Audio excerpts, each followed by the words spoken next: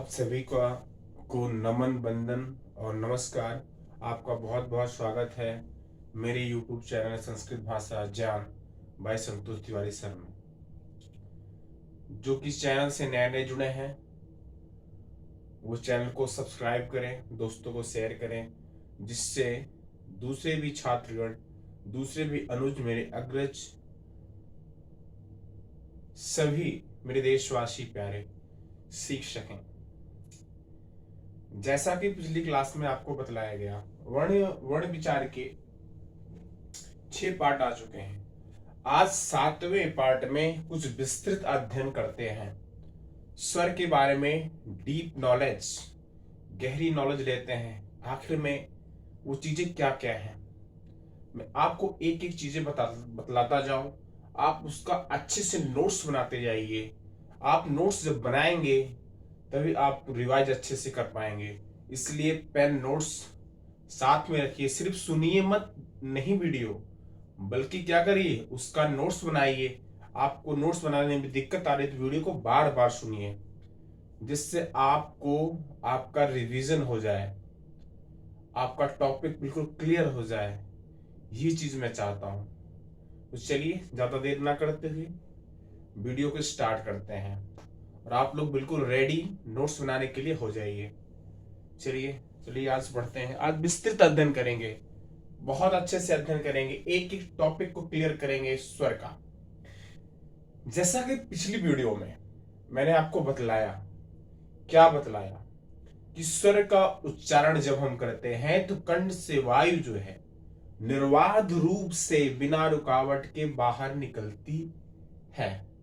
ये मैंने आपको चीजें बतलाई थी विशेषताओं में।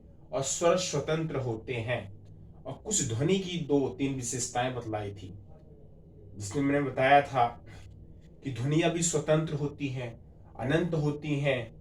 और एक टॉपिक और बताया था कि दुनिया की सबसे ज्यादा बोली जाने वाली भाषा मंदारिन, चाइनीज, जिसे चीनी कहते हैं, उसमें सबसे ज्यादा नाद पाए जाते हैं। और एक चीज और बतलाया था कि हिंदी भाषा में 100 क्या, लगभग 1000 के करीब भाषाओं का सम्मिश्रण है। इसलिए यह हिंदी जो है हिंद की भाषा कहलाई, जिसे हम हिंदी के नाम से जानते हैं।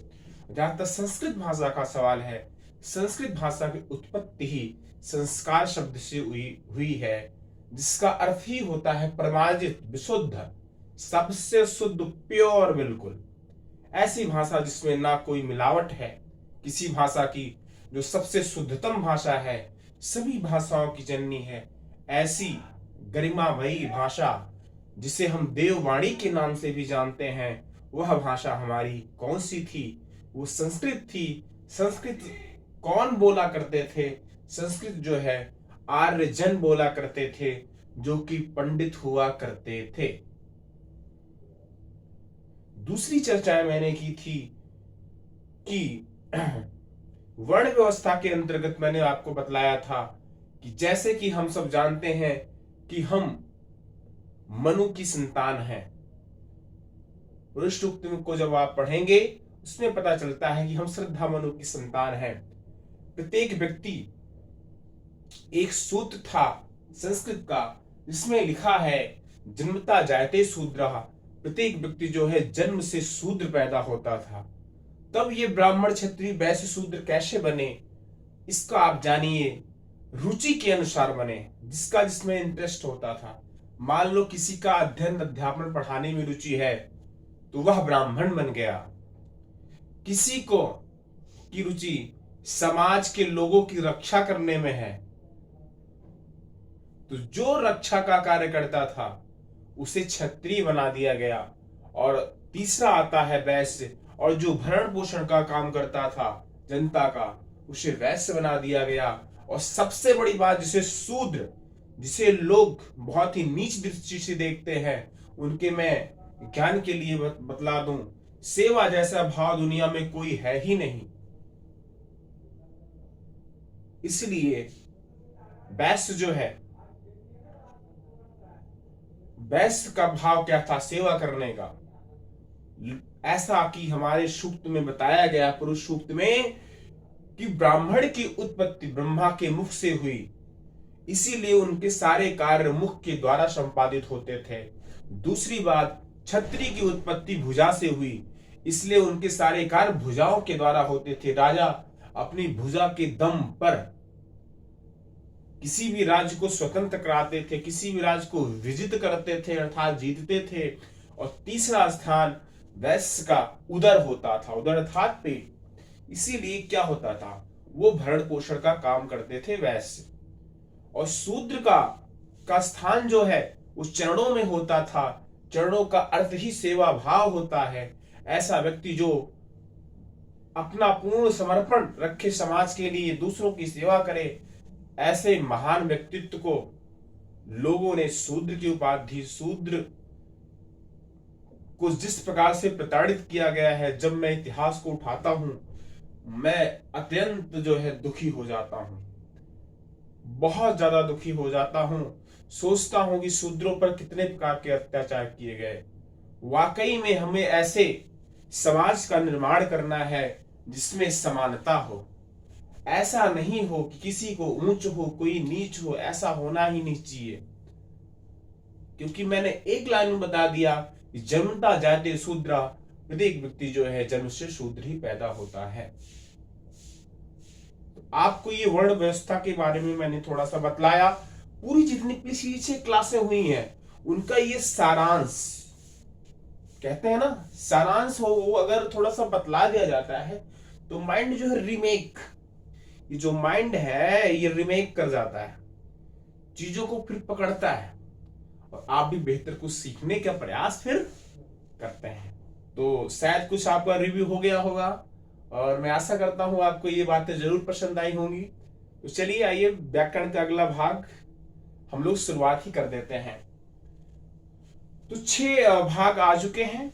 आज 7वां भाग वैयाकरण का वर्ण विचार का 7वां भाग बहुत ही इंपॉर्टेंट शुरू हो गया। आइए देखते हैं।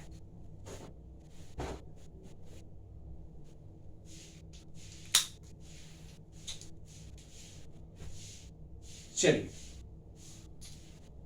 वैयाकरण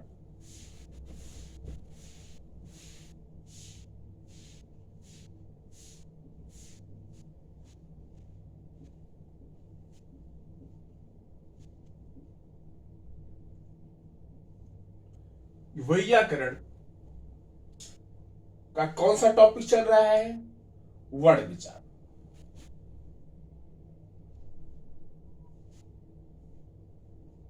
वर्ण विचार, वर्ण विचार का भाग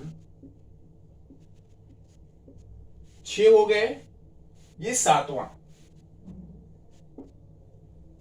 अब देखिए बहुत ही इंपॉर्टेंट स्वर। स्वर के मैंने भेद आपको बता दिए थे, ह्रस्व स्वर, दीर्घ स्वर और प्लुत स्वर। अब एक एक स्वर के बारे में थोड़ा थोड़ा सा जानते हैं पहले, तब मजा आएगा बहुत ज्यादा। अब देखिए ह्रस्व स्वर को पहले हम लेते हैं कि ह्रस्व स्वर कितने होते हैं, वो कैसे कैसे बने, उनको क्या क्या और कहते हैं। तो हा मेरी की मात्रा आधा आधा कौन सा है ये, दंत सा, आधा दंत सा, औवा। ह्रस्व स्वर, ह्रस्व स्वर को और किन किन नामों से जानते हैं, ये सबसे इंपॉर्टेंट सवाल है कि ह्रस्व स्वर को किन किन नामों से और से जानते हैं। तो किन नामों जानते हैं आप जानेंगे। इसे मूल स्वर भी कहते हैं। मूल का अर्थ क्या होता है? मुख्य स्वर। जिस स्वर से अन्य स्वर भी बने हों उसको मूल स्वर कहते हैं, उसे ह्रस्व स्वर भी कहते हैं। इसलिए इसको क्या आप लिख सकते हैं, इसे मूल स्वर। इसे क्या लिखेंगे?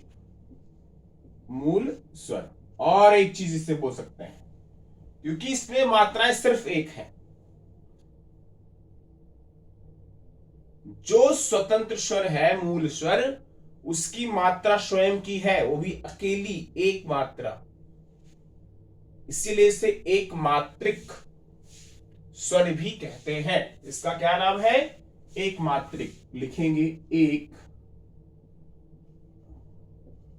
मात्रिक। एक मात्रिक। ये त्रा किससे बना है? जो त्री आया तो और रा से संयुक्त में आता है, संयुक्त व्यंजन में आता है। मैंने बतलाया है, चीजों को रिमाइंड करते हुए जो यहां पे लिखूं इसका सेंस तुरंत आप समझिए, देर मत लगाइए। तो ह्रस्व स्वर को मूल स्वर और एक मात्रिक भी कहते हैं। ये चीजें हो गई। अब ह्रस्व स्वर में एक मात्रा वाले वो स्वर हैं कौन से, जिन्हें मूल स्वर, ह्रस्व स्वर और एक मात्रिक कहते हैं? आप नोट करेंगे, बहुत ही इंपॉर्टेंट। मैंने आपको बतलाया था पिछली वीडियो में। क्या? पहला ह्रस्व स्वर,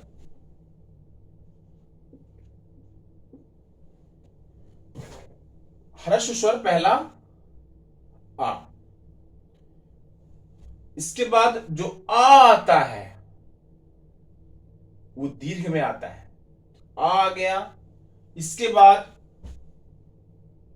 ई, जिसे आप छोटी के नाम से जानते हो।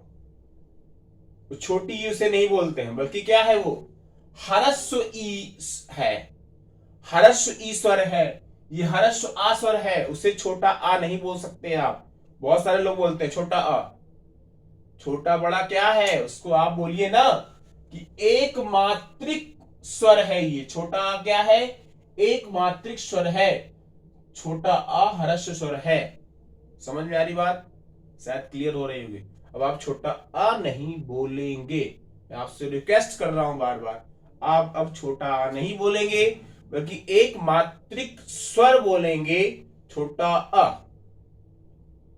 छोटी ई एक मात्रिक स्वर। अब देखिए अगला,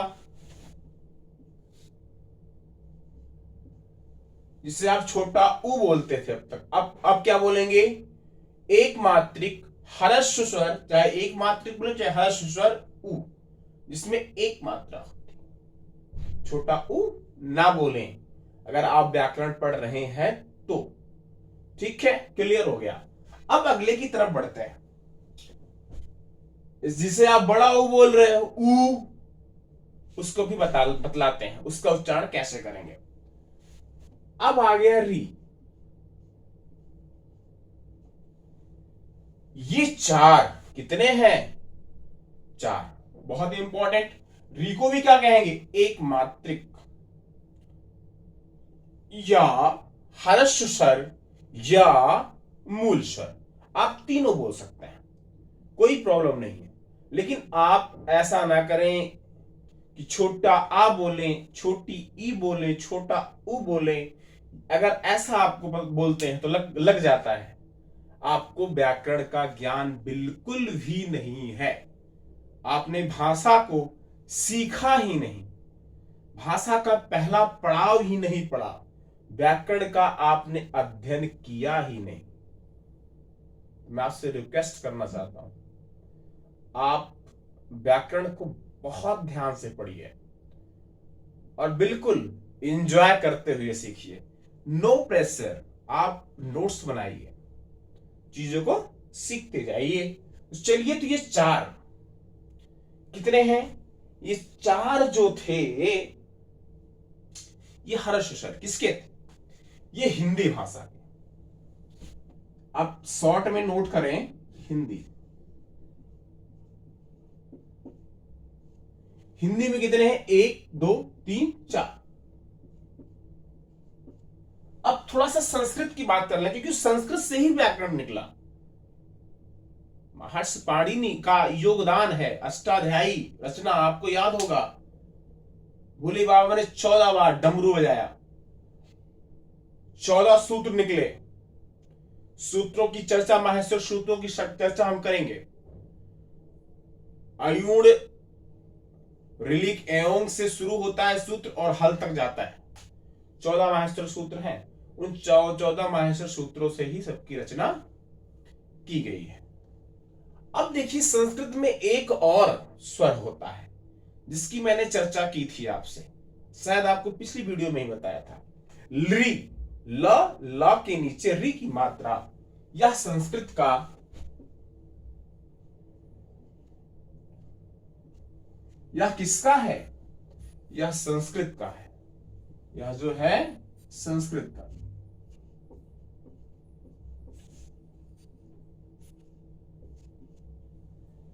यह संस्कृत का मूल स्वर है, हिंदी का नहीं है, बल्कि किसका है?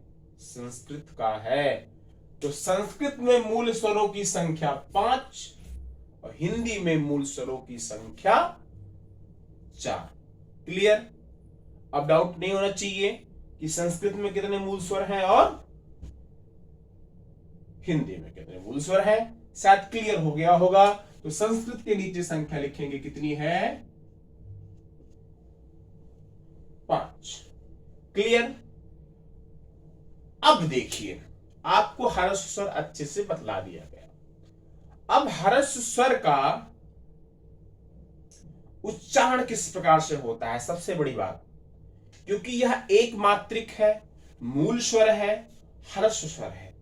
हर्ष शब्द का शाब्दिक अर्थ ही क्या है? हर्ष स्वर का मतलब क्या होता है? छोटा, थोड़ा, कम, बहुत सारे अर्थ इसके निकलते हैं।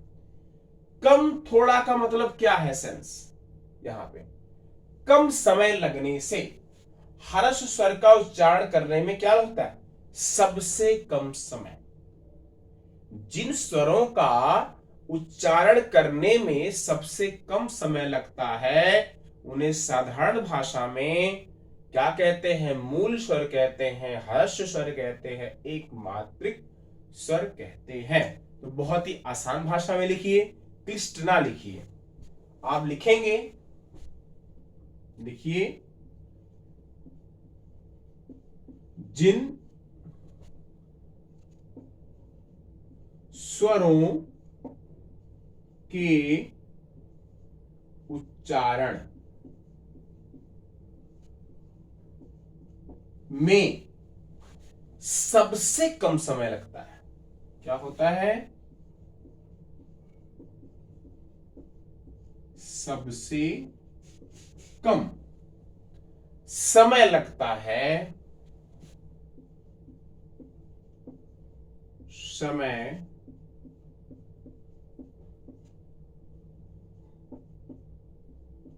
लगता है उन्हें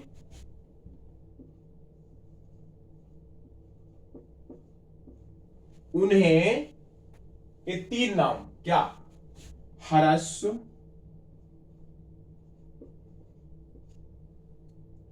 या मूल, या एक मात्रिक, क्या लिखेंगे? एक मात्रिक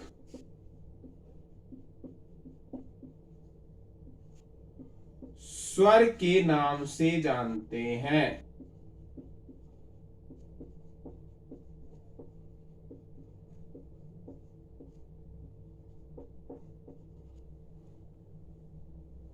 इनकी संख्या नोट करेंगे, इनकी संख्या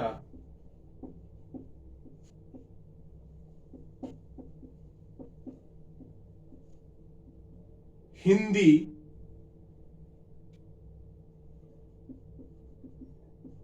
भाषा में 4, आप ब्रैकेट में लिख लीजिए,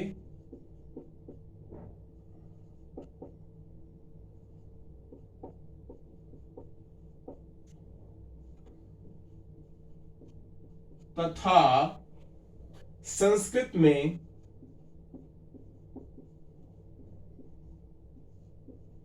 संस्कृत में 5 कौन से हैं? इनको भी नोट कर लीजिए।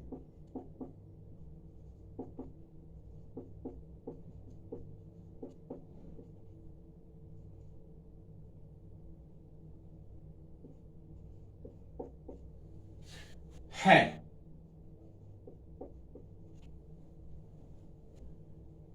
फिर से एक बार रिव्यू करते हैं चीजों को। ह्रस्व स्वर को मूल स्वर एक मात्रिक के नाम से जानते हैं। आपने देख लिया ह्रस्व स्वर आ, एक मात्रिक ई, एक मात्रिक ओ, री एक मात्रिक, ये चार हिंदी के, एक री ये भी एक मात्रिक, लेकिन ये संस्कृत का है। चार हिंदी में मूल स्वर और 5 संस्कृत में। शायद क्लियर हो गया हो। ये इतने हिंदी के हैं और प्लस कर देंगे एक और, 4 ये हिंदी के, एक और प्लस हो गया, तो क्या हो जाएंगे टोटल 5 संस्कृत के और 4 हिंदी के। अब ये सबसे इंपॉर्टेंट नोट्स, जिन स्वरों के उच्चारण में सबसे कम समय लगता है उन्हें ह्रस्व स्वर या मूल स्वर या एक मात्रिक स्वर के नाम से जानते हैं। इनकी संख्या हिंदी भाषा में 4। आप इन 4 वर्णों को तुरंत नोट करेंगे, एक मात्रिक अ, एक मात्रिक ई, एक मात्रिक ओ, एक मात्रिक री। तथा संस्कृत भाषा में 5 है, एक मात्रिक अ, एक मात्रिक ई, एक मात्रिक उ, एक मात्रिक री और री एक मात्रिक। इनकी संख्या 5 है। ये हो गए ह्रस्व स्वर की बात। अब आपको शायद एक क्लियर हो गया हो, तो इसको फटाफट नोट करिए और बहुत अच्छे से नोट्स बनाइए। अब बिल्कुल आपका क्लियर हो गया। ह्रस्व स्वर 100% सीख लिया।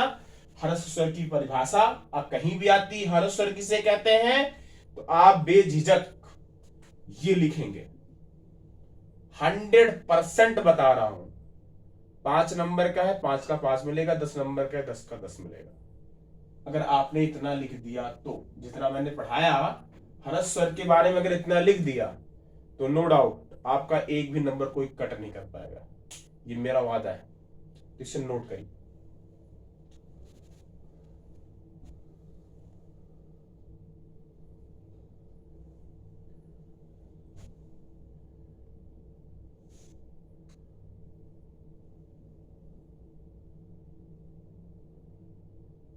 नेक्स्ट वीडियो में आपको दीर्घ स्वर के बारे में बतलाया जाएगा, कैसे दीर्घ स्वर बना, उसका उच्चारण कैसे किया जाता है, उसके अन्य नाम क्या क्या है। तो इसे आप नोट करिए अच्छे से।